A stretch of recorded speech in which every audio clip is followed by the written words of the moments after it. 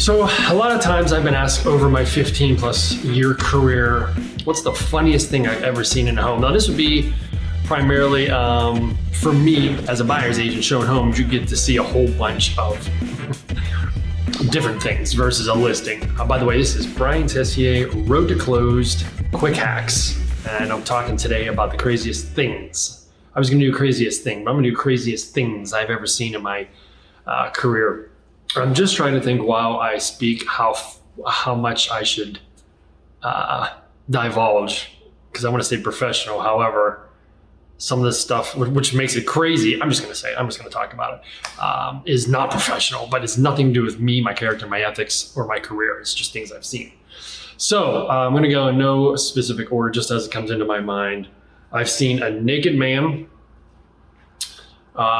before, and what had happened is when you show multi-units, they're usually not a higher luxury, and so you tend to sometimes run into some crazy things. So anytime I show multi-unit, I always run into something I don't like. Rottweilers. This time it was a roaming Rottweilers, free around the house, not caged.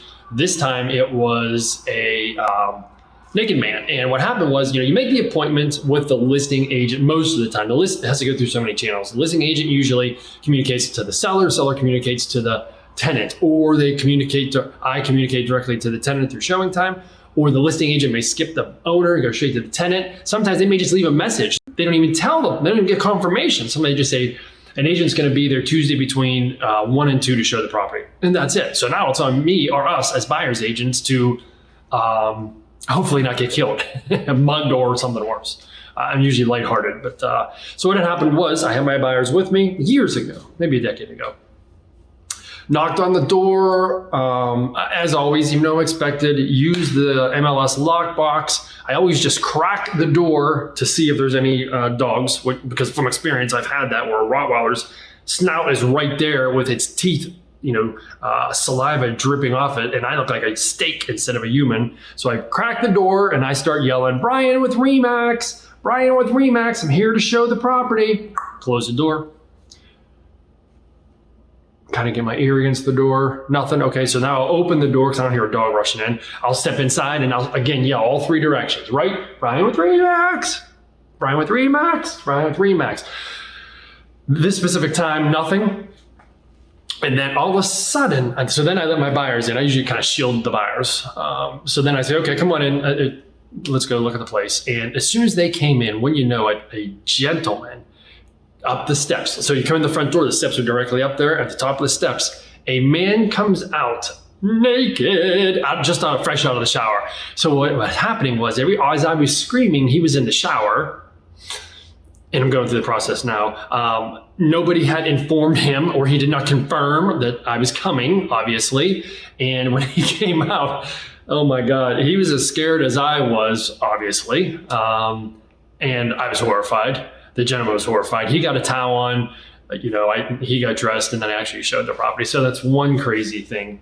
I've had tenants, it seems to always be tenants, right? I've had tenants sleeping or dead. I opened the door, drunk, passed out, whatever, and no movement. Opened the door thinking no one's in the bedroom, and there's a person balled up. So I heard him close the door. I had buyers that I was showing homes to.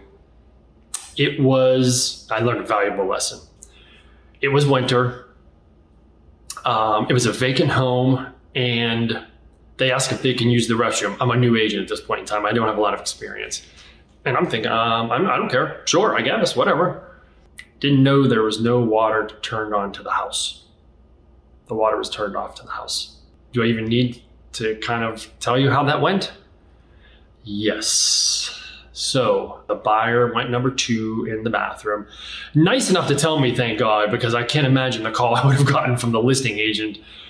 Hey, your client shit in my client's house and didn't flush it. So I'm a flipper at this point. I'm kind of doing a lot of flipping. And so I have knowledge of turning on the water and all that. So I went into the toilet, turned on the water, nothing. You think that's it. You turn the water on, the water's going to go to the toilet, and you flush the toilet and you're done. No! The main water was turned off in the house. Now you might think, okay, no big deal, just go turn the main water on. Absolutely. The problem is, what if there is a problem with the plumbing on the top floors or something? What if there's a hole in the plumbing? What if it froze? Again, remember I said it was winter. What if pipe burst when I turn the water on? I'm somehow liable. I am sure I'm insured somehow against that, but it's not a, this is why I never turn the water. I don't climb ladders. I mean, I leave the house the way it is. If I can access stuff, that's it. I don't want to be liable for that, but had to turn the water on. So I turned the main water valve on, which sucks because it energized the whole house, right? I think they had faucets on, so water's coming out the faucets up there. Hurry up and flush the toilet, shut the main water valve off, open the lowest plumbing point possible in the house, and all the water kind of drains back in, and that was it. Now, I know what you're gonna say. Did you sell the house? Did the buyer buy a house from you? No, and I'm learning anytime they get embarrassed, they tend not to use me, which sucks. I should get rewarded with a paycheck. So that's the second worst thing. So the grossest thing I've ever had was a buyer was riding with me. And buyers, if you know me, you don't ride with me a lot. Maybe this is why. I tend to not like to have buyers ride with me. It's a personal preference. One is we're trying to find the houses. Usually we're talking, we miss streets. Two, if you're a buyer, you should learn the streets where you might be buying a house. And three, I just really don't like having buyers with me. So I had the buyer with me. I had a Chevy Avalanche at the time. Avalanche type style truck with a bed in the back and the cover on the bed. And it was at the time, probably in his 50s. I'm in my 50s now, so it might have been 15 is longer years ago, right? Very early in my career. And I was showing him $500,000 houses, which by today's standards will probably be $1.3 million in value. And I showed him a couple houses. We went to lunch, and he wanted to go to some Mexican place, right? I thought this was a problem. He was overweight too. Clinically, probably obese. Just so we're clear, I'm not making fun of anybody. He was a large person that doesn't work out and watch what he eats.